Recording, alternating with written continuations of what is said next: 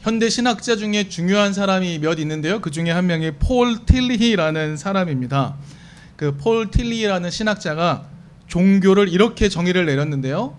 매우 적합하게 여겨집니다.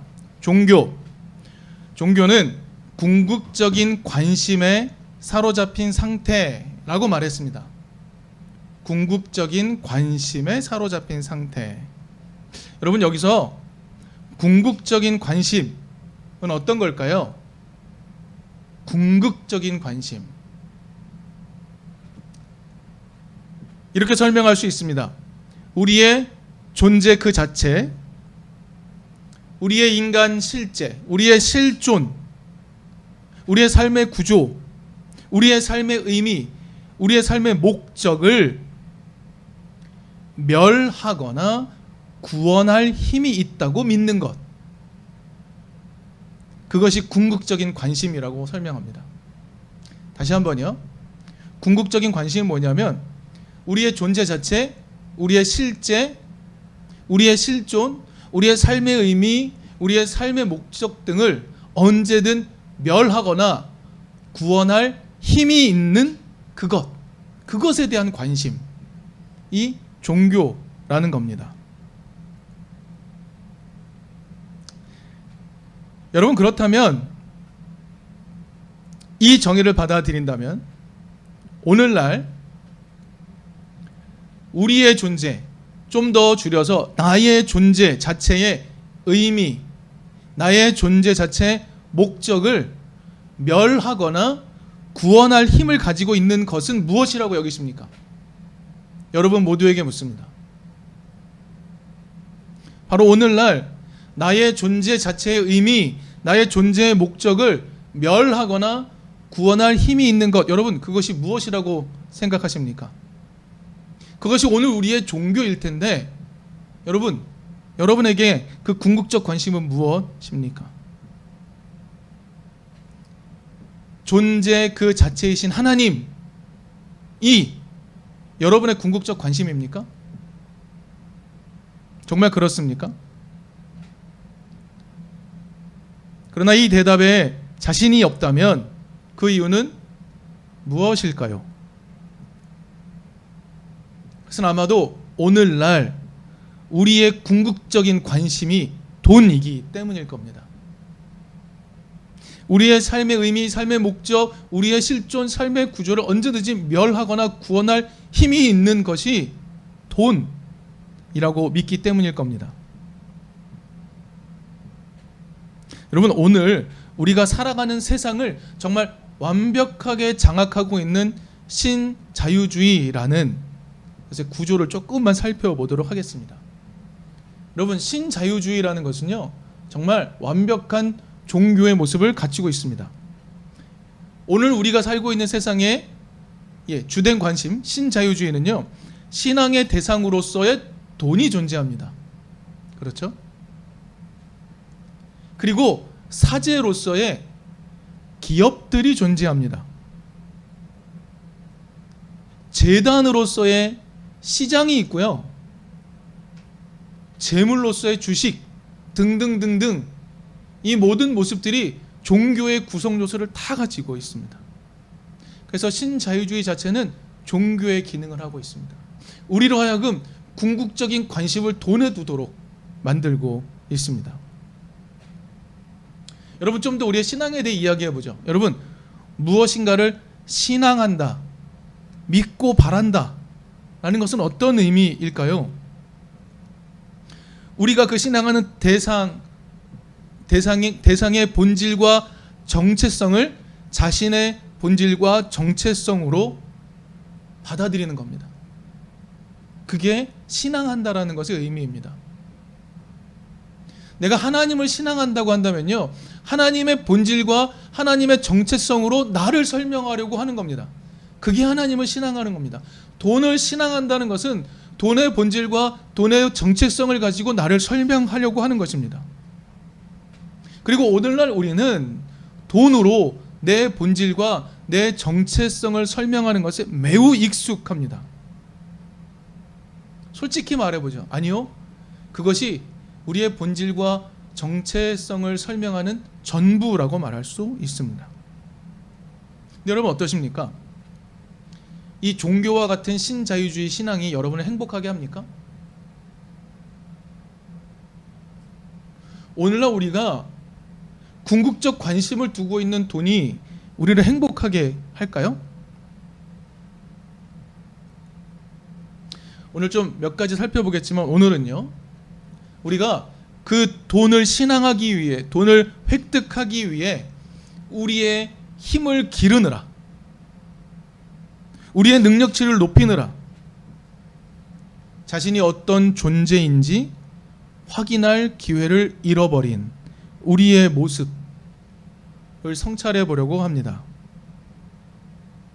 여러분, 기독인으로 살아가는 우리는요, 우리 안에 계신 각자에게 독특한 모습으로 함께 계신 하나님, 우리 안에 각자에게 독특한 모습으로 함께 계신 그 하나님으로 나의 본질과 나의 정체성을 세워가야 하는데, 그러기 위해 하나님을 기다려야 한다라고 말하는 오늘 본문의 의미를 함께 살펴보려고 합니다.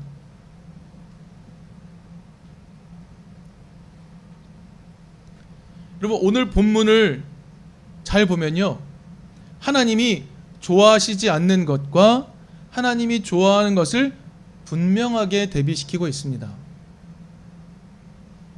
하나님은요, 힘이 센 말을 좋아하지 않습니다. 힘이 센 말 좋아하지 않아요. 여러분, 하나님이요, 천지 만물을 다 만드셨지 않습니까? 그러니 하나님이 굳이 힘센 말을 싫어하실 이유는 없을 것 같아요. 그렇다면 여기서 힘센 말이 무엇을 의미하는가? 그 의미를 찾아보아야 합니다. 여기서 말하는 힘센 말은요, 전쟁을 위한 군마를 의미합니다. 전쟁을 위한 말. 여러분, 누군가가 자신의 힘을 유지하고 과시하기 위해서 힘센 준말을 보유하려고 하는 것, 전쟁으로 자신의 능력을 설명하기 위해서 누군가와 겨루어서 이기기 위해서 힘센 준말을 보유하려고 하는 것, 그것을 하나님은 좋아하지 않는다라고 성경은 우리에게 알려줍니다. 이 이야기는 매우 오래된 이야기입니다. 신명기 17장 16절에서 모세는 이렇게 말을 했습니다. 너희가 나중에 약속의 땅에 들어갈 텐데 왕이라 해도 군마를 많이 가지려고 해서는 안 되며 군마를 많이 얻으려고 그 백성을 이집트로 보내서도 안 됩니다 라고 분명하게 말했습니다.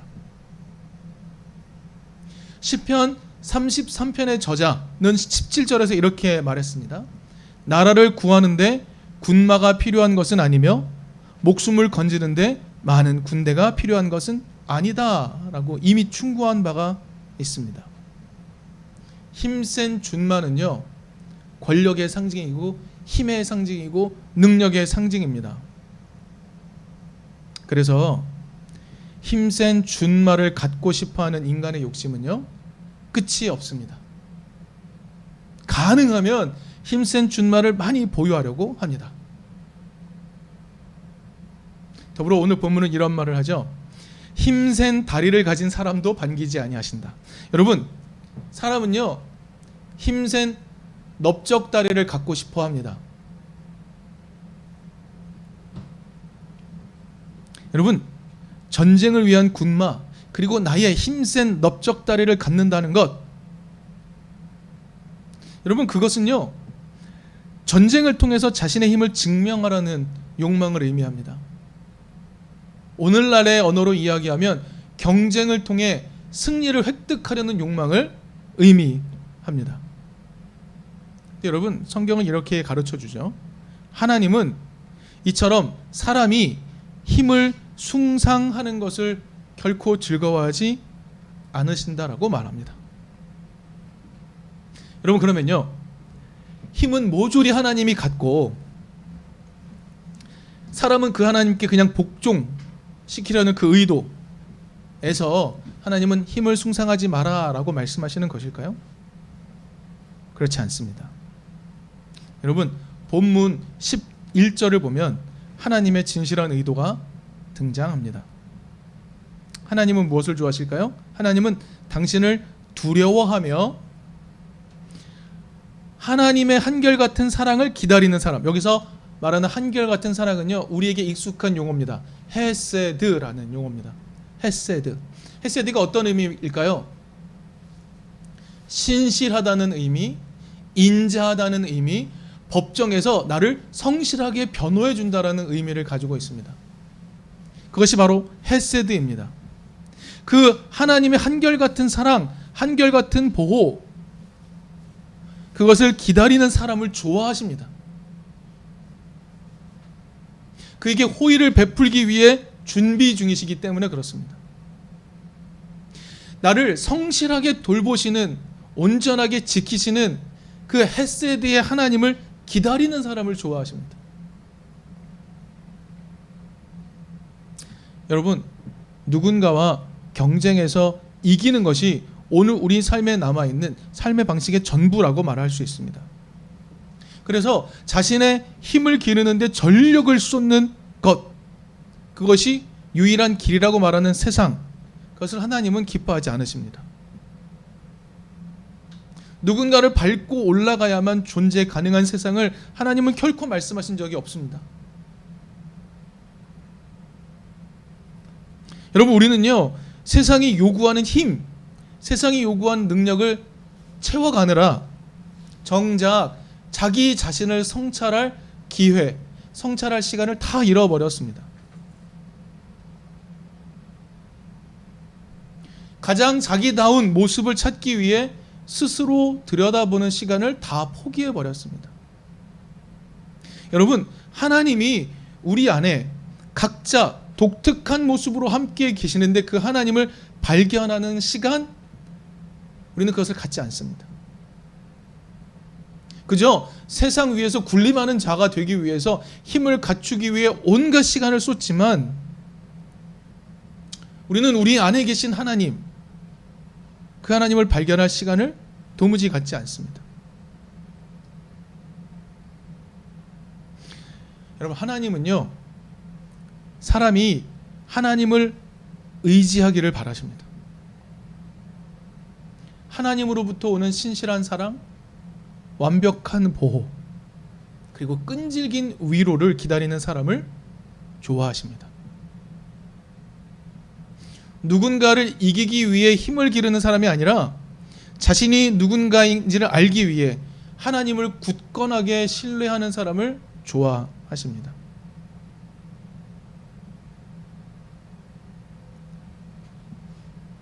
여러분, 자신이 힘센 사람이 되고자 하는 것, 자신에게 필요한 힘센 준말을 얻기 위해 노력하는 것, 여러분, 그것은요, 결코 자신을 발견하는 것이 아닙니다. 여러분, 우리는 그런 것에 온 시간을 다 드리고 있습니다. 그런데요, 기독인은요, 나에게 신실한 사랑을 베푸시는 하나님을 믿는 그 믿음 안에서 잠잠히 나를 성찰하는 것, 내 안에 함께 계신 하나님의 모습이 어떤 것인지 발견해 가는 것, 그것을 하나님은 매우 좋아하십니다.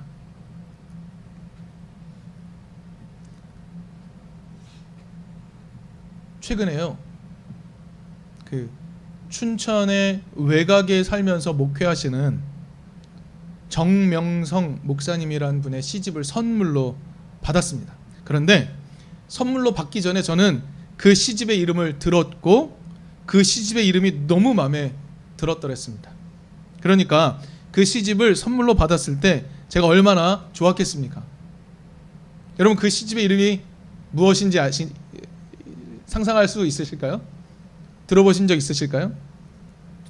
그 시집의 이름은 신은 쓸모라는 말을 알지 못한다 입니다. 이름에 참 깊은 뜻이 담겨 있습니다. 그 시집에 수록된 외길이라는 시가 있습니다. 그리고 그 시 옆에 이런 해설이 덧붙여져 있었습니다. 그 해설이 너무나 마음을 울려서 여러분에게 소개하려고 합니다. 그 길에 내가 있는데 다른 길을 기웃거리다가 나를 잃습니다. 내가 엄연한 하나의 이정표 이것만 이정표를 찾다가 길을 잃습니다. 오늘날의 병은 각자가 자신의 춤을 추지 못한다는 것입니다. 앞서가려는 경쟁만 난무할 뿐 제 걸음으로 걷지 못하는 것은 두려움 때문이겠지요. 우리 안에 있는 안내자, 길의 시작이요 끝인 분을 믿지 못하는 데서 오는 두려움 말입니다. 여러분, 오늘 이 시대를 살아가는 우리가 신앙하는 게 무엇인지, 우리의 종교는 무엇인지 이 시간에 솔직해지십시오. 우리의 종교는 무엇입니까? 돈입니다. 그 돈의 본질과 정체성을 나의 본질과 정체성으로 삼기 위해 열심히 노력했고요. 그것을 증명하기 위해 성실하게 경쟁하고 있습니다. 우리는 힘센 준말을 얻으려고 노력합니다. 힘센 넓적다리를 얻으려고 노력하고 있습니다. 그래야 살 수 있다고 믿기 때문입니다. 그러는 동안 우리는 우리의 진짜 신앙 대상인 하나님, 그 하나님이 내 안에 숨겨두신 본질, 내 안에 고유하게 독특하게 함께 계신 그 하나님의 본질, 하나님의 정체성을 찾는 그 시간을 다 잃어버렸습니다. 나는 하나님의 어떤 모습을 닮았는가 성찰하는 시간들을 다 잃어버렸습니다. 여러분, 하나님의 모습은 하나로 설명할 수 없지요. 하나님의 모습은 너무 다양합니다. 그러므로 나에게 독특하게 살아 숨쉬고 계신 하나님의 형상, 그것은 여러분 안에 계신 하나님의 형상과 다를 수 있습니다. 내 안에 독특하게 살아계신 하나님의 형상을 각자 발견하는 것은 매우 중요합니다.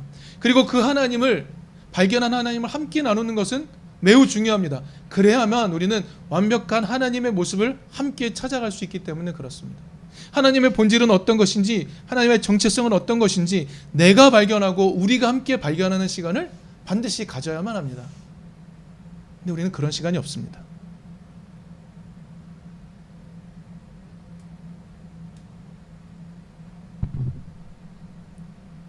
여러분, 우리를 신실하게 헤세드로 돌보실 하나님을 기다리는 겁니다. 우리는 그 하나님을 기다리며 스스로 성찰해야 합니다.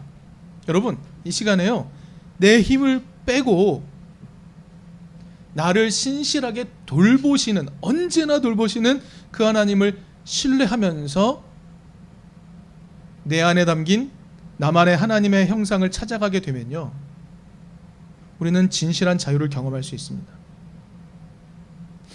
여러분, 하나님을 기다린다는 것은요, 하나님을 신뢰하는 가운데 내 안에 있는 하나님의 모습, 하나님의 본질, 정체성을 성찰해 가는 겁니다. 이게 하나님을 기다린다는 것의 의미입니다. 불덩이 같은 하나님이 내 안에 들어오기를 기다린다가 아닙니다. 그저 하나님 오세요라고 기다리고 있는 것을 기다린다고 말하는 것이 아닙니다. 그렇게 표현한 것이 아닙니다. 여기서 하나님을 기다린다는 것의 의미는 나를 성실하게 돌보실 하나님을 신뢰하면서 내 안에 있는 하나님의 모습을 찾아가는 시간을 갖는 것, 그 믿음의 행동, 그것을 기다린다라고 저자는 말하고 있는 겁니다. 여러분, 하나님이 불덩이처럼 찾아오는 것을 기다리고 계십니까? 하나님은 그렇게 오시지 않더라고요. 여러분, 우리의 온몸에 힘을 빼고 나를 아주 성실하게 돌보시며 지탱하시는 하나님을 신뢰하는 겁니다. 여러분, 오늘 우리는요, 우리의 힘을 빼면 우리가 세상에서 처형당할까 두려워합니다. 우리가 힘을 빼고 우리가 경쟁을 포기하고 있으면 우리가 뒤처질까 두려워합니다. 아니요, 언제나 우리를 성실하게 돌보실 하나님을 신뢰하면서 나를 성찰해가는 시간을 갖는 것, 이것이 하나님을 기다린다는 것의 의미입니다. 여러분, 그렇게 우리가 잠잠히 성찰하다 보면 내 안 깊은 곳에 작은 촛불로 존재하고 계신 하나님을 찾아갈 수 있게 됩니다. 그 하나님의 빛이 나를 따뜻하게 비추고 계셨다는 사실을 깨닫게 됩니다. 그리고 그 빛이 나의 본질적 모습을 드러내주게 됩니다. 바로 그 순간에 우리는 나의 존재의 의미, 나의 본질, 나의 정체성, 나는 어떻게 살아가야 하는가, 진실한 자유를 경험할 수 있게 되는 겁니다. 여러분, 세상이 요구하는 대로 살아가는 것, 그것이 답이 아니지 않습니까? 우리는 모두 세상이 요구하는 대로 살아가고 있지만 그 누구도 행복하지 않습니다. 그러나 하나님은 너가 너의 모습으로 살아갈 때 내가 너와 함께 있겠다라고 말씀하시는 분입니다. 여러분, 세상이 요구하는 힘을 빼버리고 잠잠히 성실하게 나를 사랑하시는 하나님을 신뢰하는 가운데, 나를 안전하게 돌보시는 그 하나님을 신뢰하는 가운데 여러분 스스로의 모습, 여러분 안에 있는 하나님의 모습을 성찰하십시오. 그것이 기다림의 의미입니다. 그리고 그 안에서 여러분 스스로를 발견하는 시간을 가지시는 동안 여러분은 여러분 자신이 여러분의 이정표라는 것을 발견할 수 있을 겁니다.